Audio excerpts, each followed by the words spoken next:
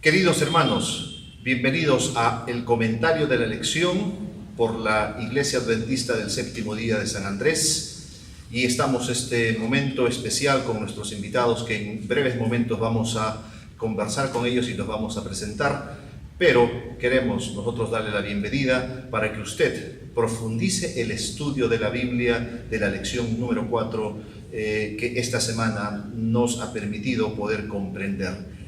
¿Cuál es el propósito de la adoración? Está con nosotros el director de Escuela Sabática de la Iglesia de San Andrés, el profesor Francisco Iparraguirre. Profesor. Muy buenas noches, Ronald. Buenas noches a cada uno de ustedes, hermanos. Gracias porque estamos iniciando esta etapa de poder lanzar el desarrollo de la Escuela Sabática a través de este medio. Gracias, Ronald. También el profesor del Colegio San Martín, el pastor Chiroque. Buenas noches, pastor. Buenas noches, hermanos, un gusto estar aquí con ustedes. Y el profesor John Cruzati. Un placer también compartir un momento de estudio de la lección de Escuela Sabática. El pastor Chiroque nos dirigirá en oración y comenzamos de esta forma el estudio de la Biblia. Oramos. Querido Dios, gracias por este momento. Queremos abrir tu palabra y pedimos tu dirección a través de tu Espíritu Santo. Que podamos, Señor, tener la seguridad de que todo lo que digamos va a servir para la edificación de tu iglesia. Bendícenos, ilumina nuestra mente, acompáñanos en el nombre de Jesús. Amén. Amén. La lección de esta semana tiene que ver con la dignidad al Cordero. Pero queridos amigos, la lección número 3 cerraba con un texto clave que esta semana lo aclara. Apocalipsis 3:21, al que venciere, ¿qué le daré? Que se siente conmigo. ¿En dónde? En mi trono, así como yo he vencido y me he sentado con mi Padre en su trono. Queridos hermanos, queridos amigos, el enfoque del estudio de esta lección se centra en la visión celestial de Apocalipsis 4 y 5. Y vamos a dividirlo en dos partes: la descripción general de la adoración celestial y luego el momento de la crisis que se dio en el trono celestial. Profesor John Cruzati, ¿qué nos puede decir acerca de la descripción general de la adoración celestial? Bien, siguiendo el contexto del verso 21 del capítulo 3, que habla de la invitación, ¿no es cierto? Al que venciere le daré que se siente conmigo en mi trono, así como yo he vencido y me he sentado con mi Padre en su trono. Y precisamente el verso 1 del capítulo 4, Juan es llevado a la presencia de este trono en el cielo. Ajá. Y existe en torno a ese trono no solo la visión del Señor sentado en el trono, sino todo el despliegue que tiene que ver con las actividades en torno al trono, que son la adoración, ¿no? Y la crisis que se vive propio del contexto de la adoración, el tema del gran conflicto también. No nos olvidemos que el verso 11 del capítulo 4 de Apocalipsis, cuando los 24 ancianos se rinden en oración junto a los seres vivientes, termina el verso 11 diciendo: Señor, digno eres de recibir la gloria y la honra y el poder. ¿Por qué digno? Claro. Porque alguien está cuestionando su dignidad, ¿no es cierto? No solamente se adora al Creador por ser Creador, sino con un motivo, un propósito, hay un porqué. Entonces, hay aspectos cruciales que tienen que ver con el tema de la oración en el contexto del gran conflicto. Y el capítulo 4 y el capítulo 5 de Apocalipsis aclaran estos aspectos, ¿no? Perfecto. Es interesante entonces comprender, queridos hermanos, que la adoración, ¿sí?, forma parte en el cielo. Pastor, Juan ingresó por una puerta y lo que hizo es ver todo un lugar hermoso, lleno de gloria, pero hubieron unos elementos importantes ahí: el fuego y también arcoíris. Explíquenos sobre esos detalles importantes. Es interesante notar en el versículo 3, especialmente la parte final, dice allí, después de la descripción previa de este texto, Juan dice: y alrededor del trono había un arco iris, ¿no? ¿Qué significa el arco iris en la Biblia? Nosotros cuando escuchamos arco iris, ¿lo llevamos a dónde? A Noé, ¿no? A Noé.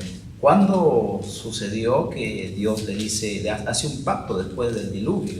Claro. Y para la preservación o para la certeza, seguridad de la humanidad de que nunca más iba a ser castigado el planeta con lluvia, Dios le dice, mira, aquí está el arco iris. Ajá.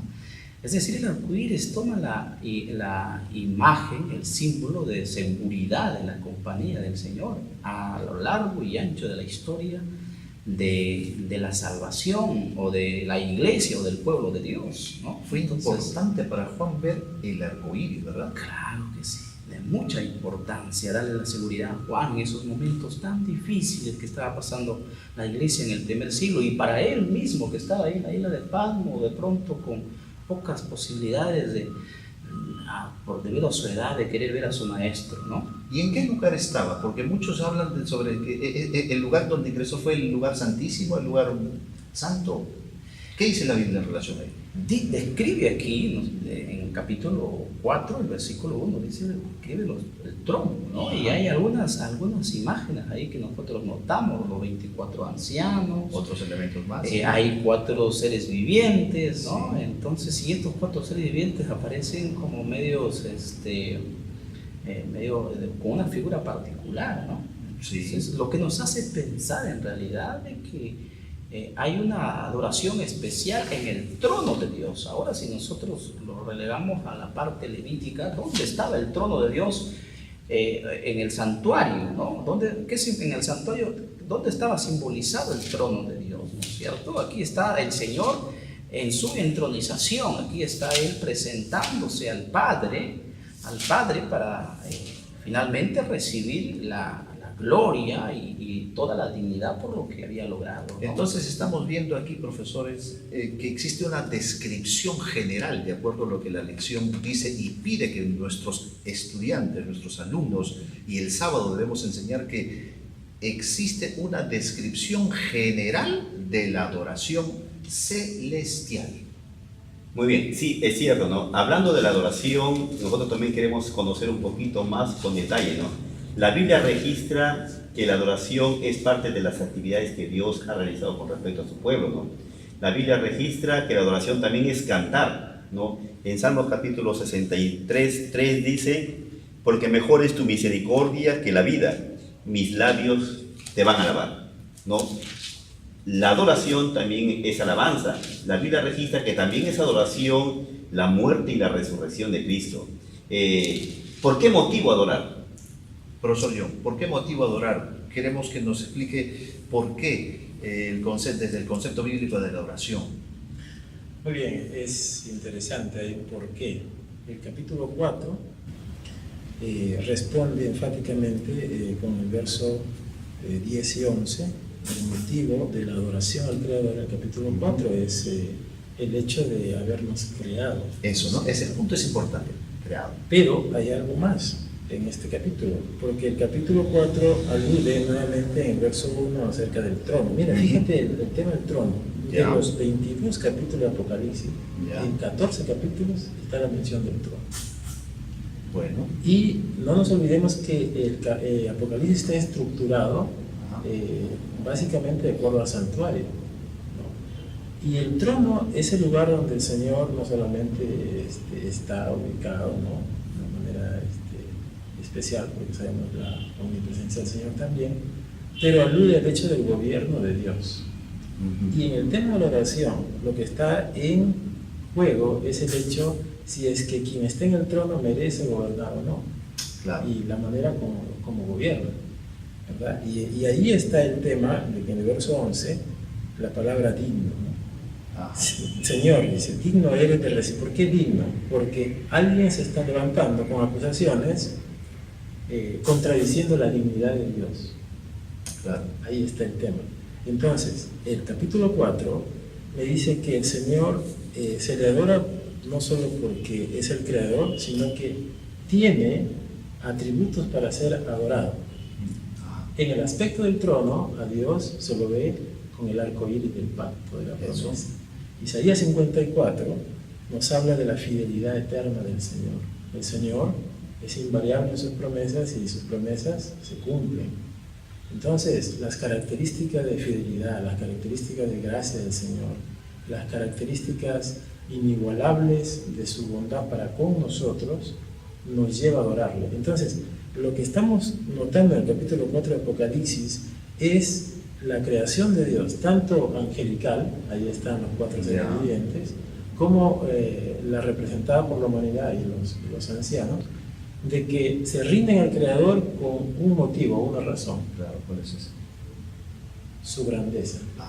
El Señor no lleva a la adoración a sus criaturas autoritariamente ni arbitrariamente, sino que se rinden a la adoración. Y el capítulo 4 y el capítulo 5 muestra cómo desde los seres vivientes, los ancianos, luego los ángeles que se unen, ¿no? El capítulo 5, y luego toda la creación se rinden reconociendo la grandeza de Dios. Magnífico, ¿verdad? Él merece ser adorado. Y claro, y conforme dice la lección, profesor, porque esto es para nuestros maestros que también dice, Dios es adorado a causa de lo que Él ha hecho.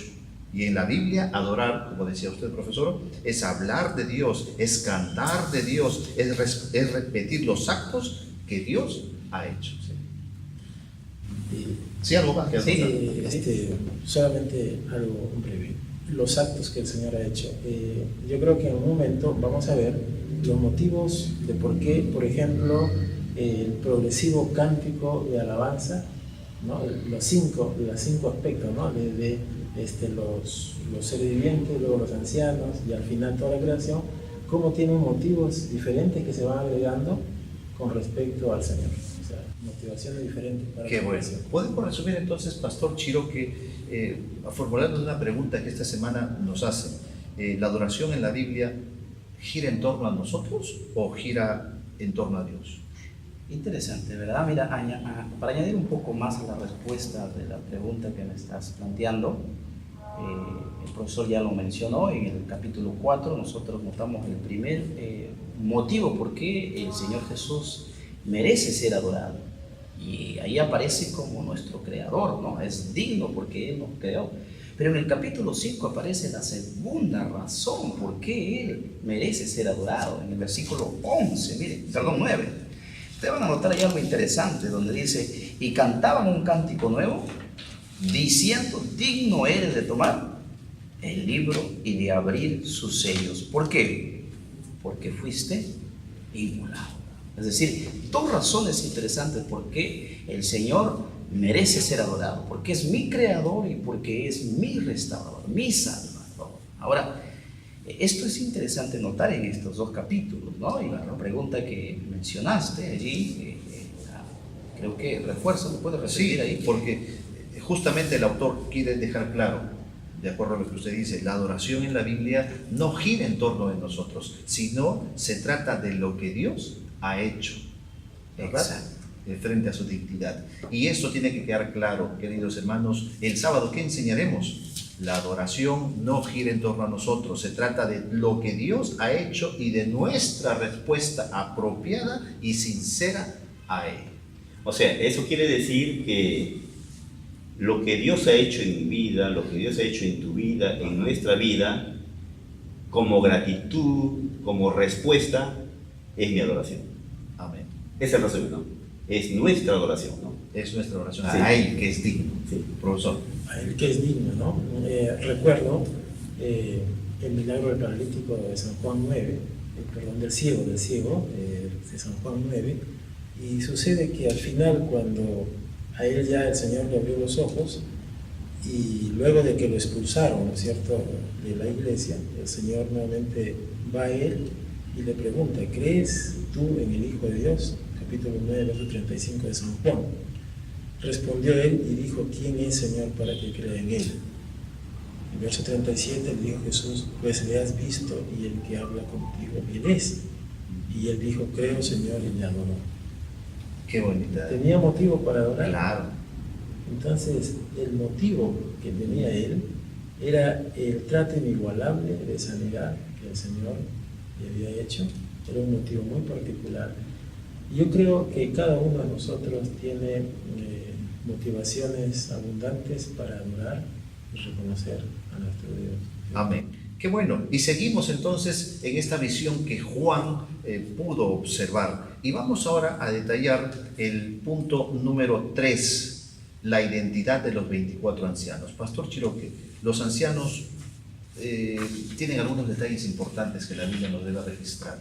Coméntenos sobre ello. Sí, el propio texto, allí en el versículo 4 del capítulo en estudio, es decir, el capítulo 4, vamos a encontrar ahí, hermanos, algunos detalles. Alrededor, dice el texto, del trono había 24 tronos, y en los tronos vi sentado a 24 ancianos, ¿no?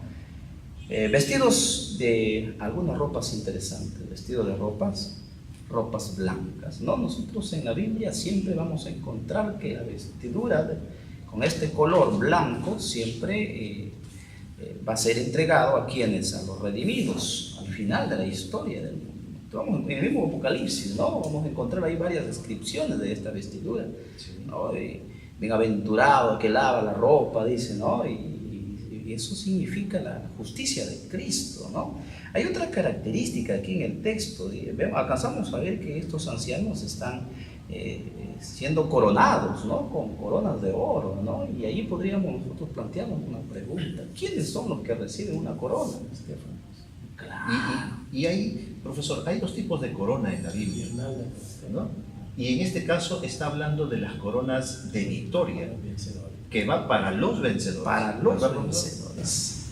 Que precisamente se colocaban estas coronas a los que vencían en los Juegos Olímpicos, por ejemplo, el Estefano, ¿no? La corona de victoria. La otra corona era, por ejemplo, a los que ostentaban el poder, que es diferente. Pero esta corona es la corona de los vencedores. Y precisamente, hablando de la identidad de los 24 ancianos, se alude a la invitación del verso 21 del capítulo 3, ¿no? Al que venciere le daré que se siente conmigo en mi trono. 24 es un número simbólico. Cuando hablamos de realidades celestiales, no hay que olvidar que el simbolismo aumenta. Y precisamente el capítulo 4 y 5, la descripción son realidades celestiales. Por eso es que muchas veces podemos encontrar variantes en la interpretación de estos aspectos, ¿no? Los 4 ángeles, por ejemplo, Apocalipsis 7, ¿no? Puede representar la totalidad de ángeles que están deteniendo los vientos de destrucción, ¿verdad? Pero el número 24, ¿no? Que es múltiple de 12, el número 12, aluden o representan al pueblo de Dios. En el Antiguo Testamento y en el Nuevo Testamento, los apóstoles, los patriarcas. El tema está en que algunos autores con certeza, y bueno, el autor de la elección también habla de que esto representa a la humanidad redimida, ¿no? No son seres angelicales. Definitivamente. Porque las características que mencionaba el pastor, que tienen que ver con las vestiduras blancas y la corona de oro, son para los vencedores, con el término Estefano, ¿no? De la corona. Sí, la corona de los vencedores, ¿cierto? Pero el tema también tiene que ver con el hecho de que puede ser representativo, ¿no? 24, aludiendo a lo que sucedía en Crónicas capítulo 24, habla de los sacerdotes, ¿no es cierto? El número era 24, los líderes sacerdotes que tenían que ver con la organización de las funciones en el culto, en el templo. Y también en el capítulo 25 de Crónicas se habla de los cantores, que también eran 24. Entonces, los que servían en el templo, tanto sacerdotes como cantores, ¿no? Ahí está la función de los ancianos como sacerdotes también. Claro. Entonces es atinado el simbolismo del Antiguo Testamento que describe este número como perteneciente a una humanidad en pleno culto, ¿no es cierto? El culto de adoración, tanto en sacerdocio como de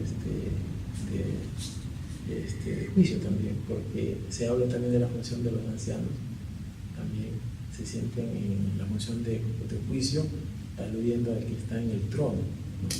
A propósito, Loron Wayne, por ejemplo, un intérprete del Apocalipsis, él menciona el milenio, ¿no? Claro.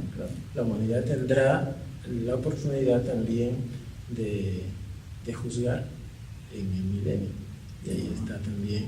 Entonces hay una coherencia temática de muchos versículos que hablan pues de que los 24 ancianos son la humanidad redimida, ¿no? Pastor, ¿qué otros datos más nos deben centrar bien en reconocer y en profundizar este tema de que los ancianos no son un grupo angelical, más bien son representantes al pueblo de Dios?